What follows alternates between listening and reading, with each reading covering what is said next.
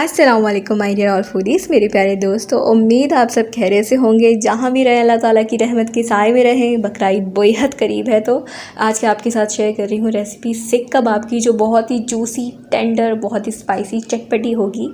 एक आपको मैं हाथ के तरीके से फ्राई करना सिखाऊंगी और एक आपको मैं जुगाड़ी तरीके से, अगर आपके पास सीख की स्टिक्स अवेलेबल नहीं है, सीखे अवेलेबल नहीं है, तो आप फिर किस तरह से इसकी जो है ना सीखों वाली शेप दे सकते हैं। तो यहाँ पर रेसिपी स्टार्ट करते हैं। बिस्मिल्लाहिर्रहमानिर्रहीम। गोश्त 1 किलो लिया है, साबुत गोश्त है बिना हड्डी का। चिरबी ली है तकरीबन 200 ग्राम। चिरबी डालने से हमारी कबाब बहुत ज़्यादा जूसी बनेगी, बहुत मज़े की बनेगी। तो चिरबी आप ज़रूर डालें अगर आप चाहते हैं कि आपकी सीख कबाब बाज़ार जैसी बने, तो ज़रूर डालें। यहाँ पर मैं अदरक शामिल कर रही हूँ, 1 इंच का टुकड़ा काट कर। धनिया पुदीना शामिल कर रही हूँ, दोनों को मिलाकर 1 कप बनता है। और लहसुन की कलियाँ शुरू में ही शामिल कर दी थी 10 से 12। फिर हरी मिर्ची शामिल करेंगे 4 से 5 अदद। उसके बाद इसमें शामिल करेंगे कुछ बेसिक से मसाले, ड्राई मसाले यहाँ पर मैं शामिल कर रही हूँ। ज़ीरा पाउडर 1 टीस्पून मैंने इसमें शामिल किया है। उसके बाद इसमें जाएगा धनिया पाउडर 1 टेबल स्पून भरकर मैंने इसमें शामिल कर दिया है। गरम मसाला 1 टेबल स्पून शामिल करेंगे। हल्दी इसमें ½ टीस्पून शामिल करेंगे, थोड़ा सा कलर के लिए, कलर अच्छा आ जाएगा सीख कबाब में। लाल मिर्च शामिल करेंगे 1 टीस्पून। उसके बाद इसमें शामिल करेंगे हम चिली फ्लेक्स, यानी कि कुटी हुई लाल मिर्ची 1 टीस्पून। नमक शामिल करेंगे। यहाँ पर मैं 1 चम्मच भरकर 1 टेबल स्पून शामिल कर रही हूँ, लेकिन आप यहाँ पर अपने टेस्ट के हिसाब से शामिल कर सकते हैं। लास्ट में इसमें जाएगा अजवाइन, जो ½ टीस्पून है। इससे गोश्त काफ़ी टेंडर होता है, गोश्त का एक टेस्ट जो होता है वो अलग ही आता है, तो ये डालना बहुत इंपॉर्टेंट है। बेकिंग सोडा शामिल करेंगे ½ टीस्पून। बेकिंग सोडा आपने बड़ा ध्यान से शामिल करना है, ज़्यादा कर दिया तो आपकी कबाब में सिर्फ बेकिंग सोडा का टेस्ट आएगा। इन सब मसालों को डालने के बाद मैं इसको बहुत अच्छे से बारीक पीस लूँगी।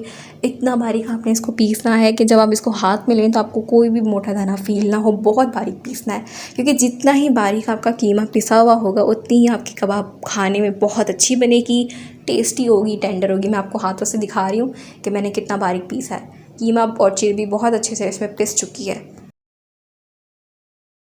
अब इसकी बारी आती है यहाँ पर दूसरे प्रोसेस की, जिसमें हम यहाँ पे शामिल कर रहे हैं घी। 2 चम्मच या 3 चम्मच, आप जैसा आपको ठीक लगे शामिल करें। मैं यहाँ पर फ्राइड अनियन शामिल करूँगी, तो उसमें तेल होता है, तो इसलिए मैंने यहाँ पर घी शामिल किए हैं तकरीबन 2 चम्मच। ये फ्राइड अनियन जो है, यानी हमारे पास ब्राउन प्याज जो है, तली हुई प्याज, ये तकरीबन 1 कप के करीब थी। शामिल कर आपने बहुत अच्छे से इसको मिक्स कर लेना है। तेल और प्याज को बहुत अच्छे से हमने बढ़िया तरीके से मिक्स कर लिया है। अब इसको 2 घंटे के लिए मैरिनेट कर देंगे, ताकि अच्छे से मसाले जो है वो जस्ट हो जाए हमारे कीमे में बहुत अच्छी तरीके से। 2 घंटे बाद आपने जो है उसके बाद कोयले का इसको दम दे देना है, जिससे आपकी सीख कबाब बहुत अच्छी बनेगी, बहुत प्यारी बनेगी, बहुत खुशबूदार बनेगी। तो ये भी प्रोसेस बहुत इंपॉर्टेंट है, कोयले का दम देने वाला। 5 मिनट मैंने इसको दम दिया है बस। उसके बाद मैंने हटा दिया था, कोयला रिमूव कर दिया था। उसके बाद यहाँ पर हमने सीखे बनाना, यानी कि सीख कबाब बनाना स्टार्ट कर दिया था, क्योंकि सब कुछ तैयार हो गया था, मसाला भी रेडी है।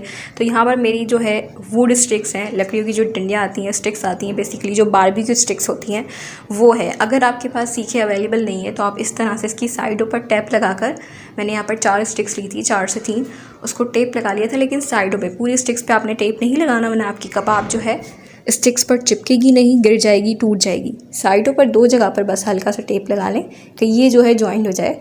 उसके बाद हम यहाँ पे इस तरह से इसकी सीखे तैयार कर सकते हैं। अगर आपके पास सीखे अवेलेबल हो तो फिर तो क्या ही बात है, आपको कोई ज़रूरत नहीं है ऐसे कोई जुगाड़ करने की। लेकिन अगर नहीं है तो आप इस तरह भी बना सकते हैं। अब आपके पास जब ये दोनों चीज़ अवेलेबल ना हो, तो आप जिस तरह हम हाथों से कबाब तैयार करते हैं, इस तरह से लंबी लंबी कबाब ही तैयार कर लें। ये देखें, ये मेरे हाथ की बनी हुई है। इस तरह की कबाब बनाकर भी आप फ्राई कर सकते हैं, और सीखों वाली कबाब भी आप बनाकर फ्राई कर सकते हैं। मैंने आपको दोनों तरीके बता दिए। अगर आपके पास जो है सिगड़ी हो, जिस पे हम सेकते हैं, बारबेक्यू करते हैं, तो उस पर आप बस ये मसाला बनाएं और उस पर आप लगा दें सीखे। और अगर आप चाहें तो फ्राई पैन पे भी इसको फ्राई कर सकते हैं।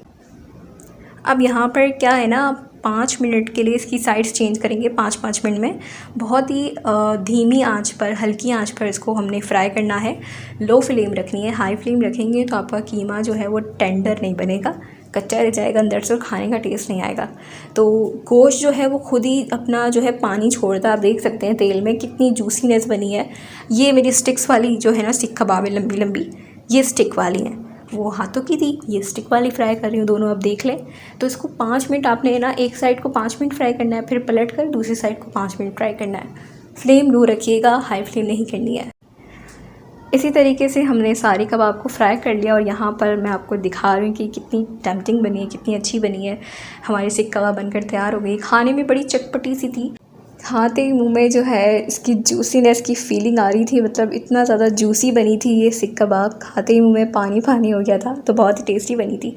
रेसिपी पसंद आई हो तो शेयर कीजिएगा। मिलते हैं अगली वीडियो में। अल्लाह हाफिज़।